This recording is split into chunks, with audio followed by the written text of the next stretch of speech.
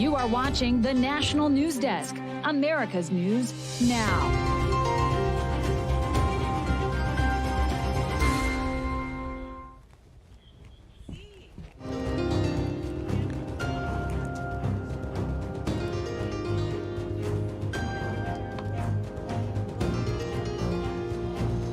Just 6 weeks until decision 2024, and new polls are making a key observation. The battleground state, analysts now believe, will likely determine the winner of a pivotal election.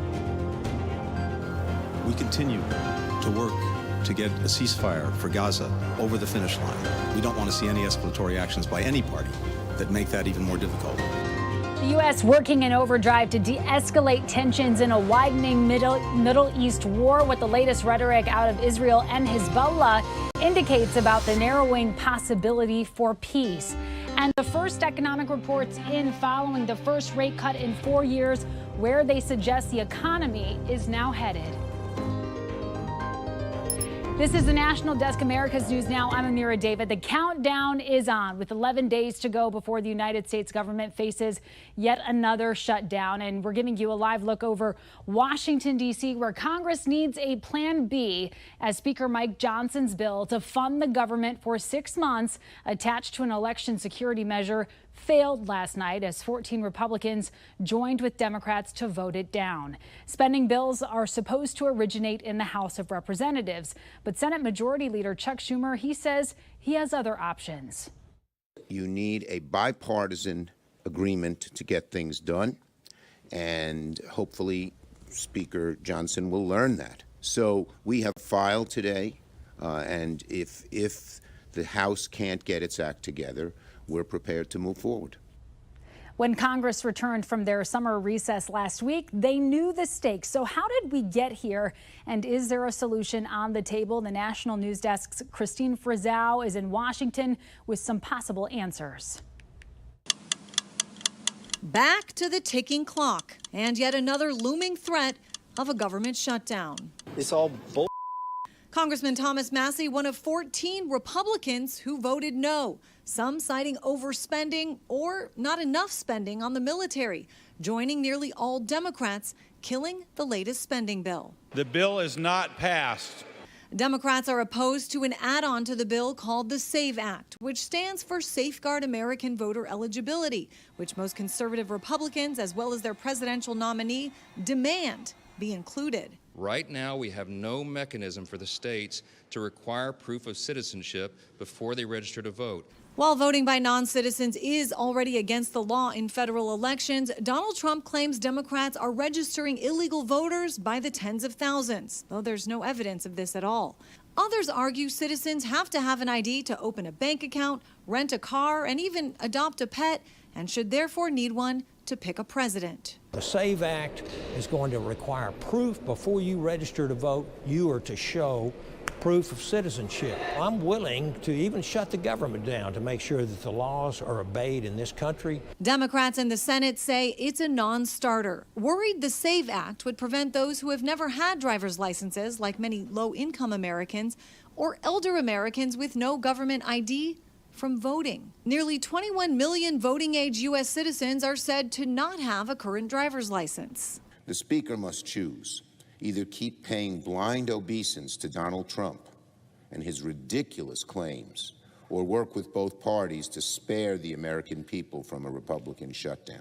Democrats say the only way to avoid a shutdown is to work with them. Now, there is a chance a short-term spending bill does get passed, but that means we'll be having this conversation once again 3 months from now, just before the holidays. I'm Christine Frizzell for the National News Desk. Christine, thank you. Firefighters are making great progress on wildfires near Los Angeles that have destroyed almost 200 buildings and injured 23 people. The 54,000-acre bridge fire that started on September 8th is now 49% contained. The 39,000-acre fire that started on September 5th, that is now 51% contained. And the 23,000-acre airport fire that started on September 9th is 41% contained. A 76-year-old Alaska man has been arrested for making violent online threats to assault, kidnap, and kill 6 Supreme Court justices and their family members. Prosecutors say that Panos Anastasiou sent more than 465 messages to the Supreme Court website beginning in March of last year, with subsequent posts becoming more violent beginning in January of this year. Authorities say some of the language was also racist in nature. Anastasiou has pleaded not guilty. Vice President Kamala Harris visiting Michigan today to participate in a virtual campaign event with TV host and producer Oprah Winfrey. The event is dubbed a one-of-a-kind live stream titled Unite for America, kicking off tonight at 8 p.m. Eastern. Meantime, former President Donald Trump, he is speaking any minute now at a Fighting Anti-Semitism event in Washington, D.C. Trump expected to give remarks afterwards at the annual Israeli-American Council Summit, where he'll discuss the rise in anti-Semitism. Tonight, several new polls are coming out of Pennsylvania, the battleground state many analysts believe will most likely determine the winner of the 2024 election. A poll from the New York Times, Siena College, and Philadelphia Inquirer have Harris leading Trump by 4 points. But 2 other polls, one from the Washington Post and another from Marist, have the 2 candidates locked in a statistical tie. And it is a no on an endorsement of Kamala Harris for president from a key progressive voting bloc. The Young Committed movement arose out of efforts to get voters to elect uncommitted in the primary in protest of President Biden's Gaza war policies. And tonight, they say VP Harris hasn't done enough to hold Israel to account for what they say are very clear human rights violations against innocent Palestinian civilians. The group has argued Harris advocate for a weapons embargo against Israel, which the UN General Assembly just voted in favor of yesterday. Vice President Harris is not only ignoring these very disillusioned anti-war voices and voters, but also ignoring the majority of Democrats and Americans and what they want to see our tax dollars funding.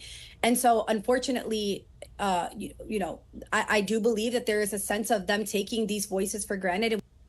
Earlier this year, the group organized hundreds of thousands of votes in protest of Biden on the issue across several swing states, cementing concern that the loss of their support in a tight election could cause a loss for the Democratic ticket.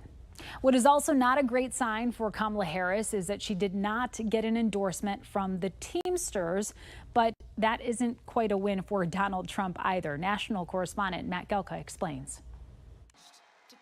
Saying neither candidate was committing to their top priorities and that they didn't have definitive support among members. The Teamsters aren't picking a political side in 2024. The former president saw it as a win. They endorse the Democrats, automatic for many, many decades. But you know what? They said, they looked at her, they said, we're not going there. I'm sorry. These are tough people. 2 of the labor unions' most recent polls saw just shy of 60% of their members supporting Donald Trump over Kamala Harris. A poll before President Biden dropped out saw 44% of members supporting Biden to Trump's 36%. This was not an endorsement for the Republican Party. This is a wake-up call that the system is broken.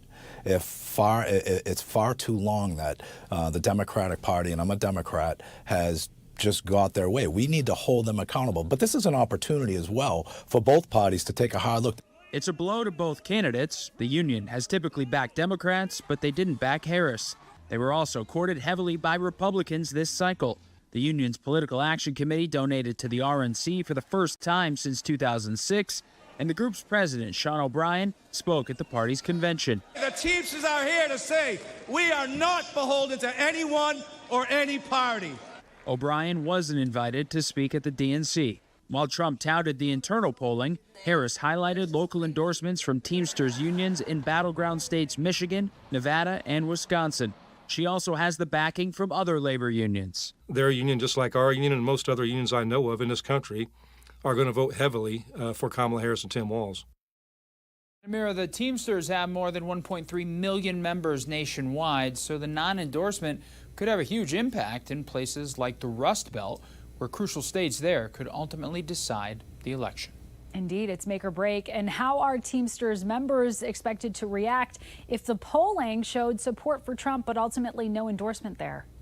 Yeah, I think it's a good question. I think that's the biggest question. But Teamsters President Sean O'Brien said half of his members were going to be angry no matter what they did or who they endorsed. The group still encouraged all of their members to vote and stay engaged through November. Amira? All right, Matt, thank you for that report live in Washington, D.C. for us. Tonight, the war in the Middle East deepening. Israel says it has approved plans to increase attacks in its, quote, northern arena on the border with Lebanon, where militant group Hezbollah has a foothold. This, as Hezbollah's chief has said that Israel had crossed, quote, all red lines in response to 2 days of device explosions across the country, killing several, including 2 children, plus at least 1 healthcare worker, and injuring thousands of what Israel says are mostly Hezbollah members. National correspondent Kayla Gaskins in northern Israel right now, hearing from IDF personnel who say they are ready to expand operations in Lebanon. In the last year, we've been maneuvering, preparing, building up our units, and we're prepared on a moment's notice to carry out the plans that we are ordered to do. Some U.S. lawmakers expressing concern about Israel moving to open a northern front of the war when a truce deal, as Blinken is advocating for, is very much still on the table. Why at this particular moment in time? Again, Secretary Blinken's in the region. We're doing everything we can to try to minimize escalation, get to a ceasefire, get to a release of hostages. And unfortunately, I think this makes it that much harder. Meantime, an Iranian plot to assassinate Prime Minister Benjamin Netanyahu foiled. A 73-year-old Israeli businessman now accused of smuggling himself into Iran twice to meet with intelligence officials and direct would-be plots from Tehran, demanding $1 million to carry out the plan. Israeli authorities say the alleged plots were intended as retaliation for Israel's killing of Hamas leader Ismail Haniyeh in Tehran. Hunter Biden will be sentenced on December 4th after being found guilty of making false statements on a gun background check and illegally possessing a firearm over the summer. He now faces up to 25 years in prison and a $750,000 fine, but can be given probation instead of jail time and a lower financial penalty. Hunter also awaits sentencing after pleading guilty to federal tax evasion charges just 2 weeks ago. Coming up, the latest reading on mortgage rates since the Fed announced its major interest rate cut this week. Then new developments about Iran's latest efforts to interfere in the presidential election. And later, the latest innovation in telehealth that's making things a lot easier when you need care quickly. We'll be right back.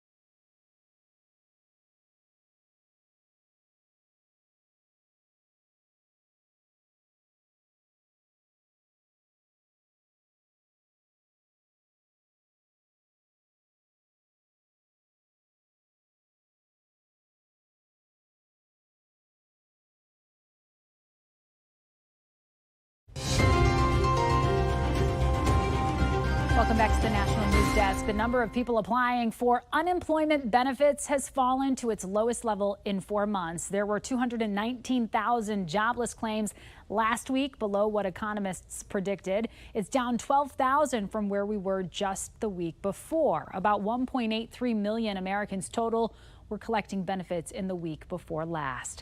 Mortgage rates are now at their lowest level since February of last year. Today, Freddie Mac said the standard 30-year fixed-rate mortgage averaged 6.09% in the past week. That's down from 6.2% last week. But home sales, those are still low, according to new data from the National Association of Realtors. Sales of existing homes dropped 2.5% from July to August and around 4% from last August. The median price was around $416,000, up from last year, but the NAR's chief economist predicts lower mortgage rates and higher inventory will encourage sales in the coming months. North Carolina Lieutenant Governor Mark Robinson facing calls within his own party to drop out of the governor's race tonight, as a new report from CNN claims Robinson referred to himself as a, quote, black Nazi and expressed support for reinstating slavery. The comments made on a pornography website's message board between the years 2008 and 2012, before Robinson entered into politics. CNN reports Robinson also discussed his affinity for transgender pornography despite his history of anti-transgender rhetoric. Robinson denies making those comments and says he is staying in the race. Things that you will see in that story, those are not the words of Mark Robinson. You know my words, you know my character, and you know that I have been completely transparent in this race and before. The FBI is releasing details tonight of an Iranian effort over the summer to leak stolen Trump campaign information to his political rival. The National News Desk's Atral Nashar reports from Washington. The FBI and other top intelligence and cyber officials detailing what they say is an attempt by Iran to sow discord and influence the outcome of the presidential election. They say in late June, early July, Iranian malicious cyber actors who had obtained stolen material from the Trump campaign sent parts of it in unsolicited emails to people associated with the then Biden campaign. Since then, officials say they've also tried sending it to American media organizations. The former president reacting to the news Wednesday night. Iran hacked into my campaign. I don't know what the hell they found. I'd like to find out. Couldn't have been too exciting. But they gave it to the Biden campaign. I can't believe it. Oh, yes, I can. The officials say there is currently no information indicating those recipients replied. A spokesperson for the Harris campaign says a few individuals were targeted on their personal emails with what looked like a spam or phishing attempt. We condemn in the strongest terms any effort by foreign actors to interfere in U.S. elections, including this unwelcome and unacceptable malicious activity.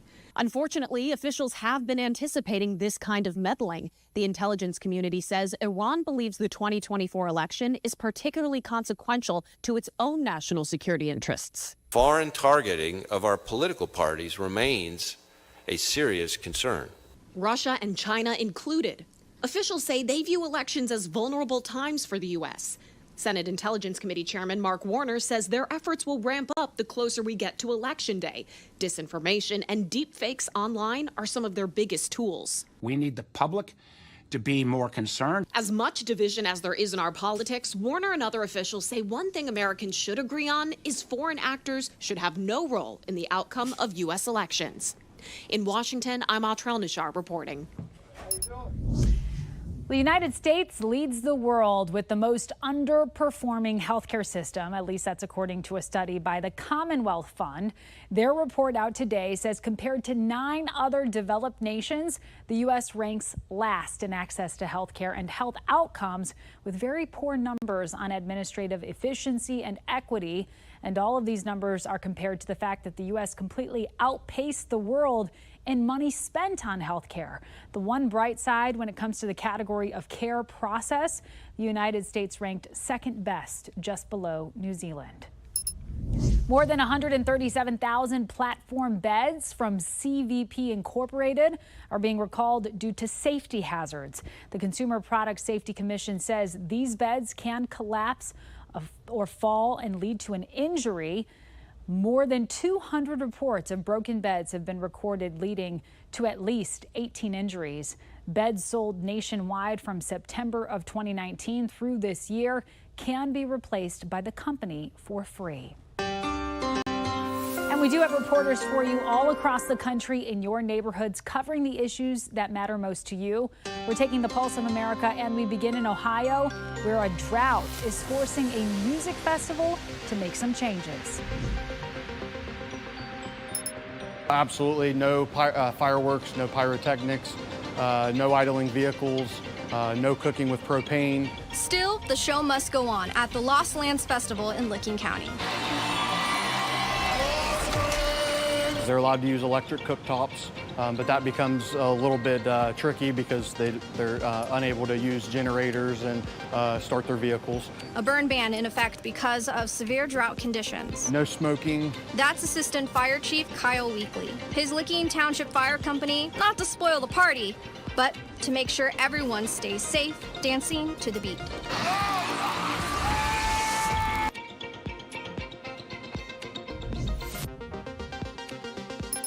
This is what prolongs our career. If they want to continue to see more paramedics, more fire, more EMTs, more law enforcement, this is what it takes. Clayton Young is one of the chiefs of operations at the Kanawha County Ambulance Authority, but he's been a first responder since he was 16 years old. With decades on the job, he's seen a lot that most couldn't imagine, but with the help of critical incident stress training, he's able to overcome mental hardships and continue to serve his community. This session will continue for the next 2 days in Charleston as local first responders learn healthy mental practices to cope with the highs and lows of their demanding jobs. The wear marks on the hook in the gallows tell the story of 100 years of executions in Washington, many by hanging, and below it, a table with straps to hold the condemned down during lethal injection.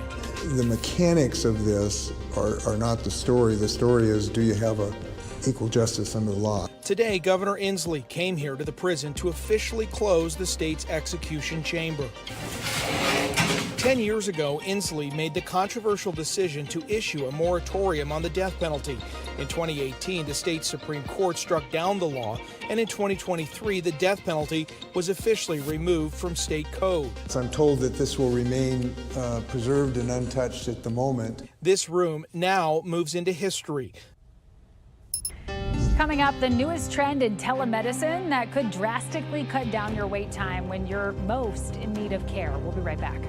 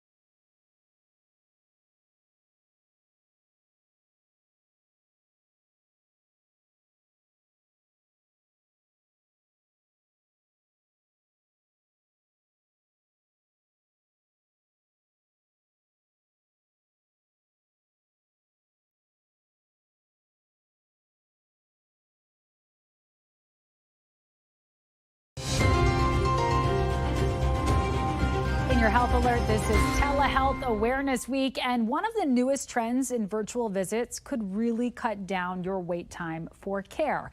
Medical reporter Liz Bonus explains how. Hey there, everybody. It's not the usual type of visit you might think of when using telehealth, but a newer trend now allows you to get urgent care that's not an emergency virtually. The hope is that for care that just can't wait, you can simply log in and get that timely attention. So things like sore throat, back pain, headaches, rash, those types of patient scenarios are completely appropriate for virtual urgent care. No long wait times you might find in the ER, no worrying about sitting by other sick people at the doctor's office, but rather Mandy Vi, the Director of Access and Referral Management in Telehealth at Ohio's Premier Health, told me the pandemic taught us something. Patients can be seen virtually and be seen appropriately. Her team that provided this video said they are using nurse practitioners to staff urgent care virtual visits. Other sites that offer virtual urgent care use a variety of specialties. You can really kind of dial it up to what works best for your community and your organization. Mandy says when busy families need medical care after hours or even during the day, virtual urgent care is a good backup to your primary care doctor. I can tell you from a consumer lens, this is a wild success for our patients that don't want to have to take time off of work. They're able to get seen virtually, get their prescriptions called in, all from the comfort of their home versus having to, again, load up the kids, go to the office, wait in line, all of those different pieces. Her wait time for a recent virtual urgent care visit? My wait time was 3 minutes. Now, there is a big push to reduce emergency room visits for what can be treated elsewhere, so this benefit may be covered by your medical insurance plan, but you might want to check before you log in. With your health news, I'm Liz Bonus reporting. All right, Liz, thank you. Coming up, some of the iconic toys that could be inducted into the Toy Hall of Fame and how you can weigh in.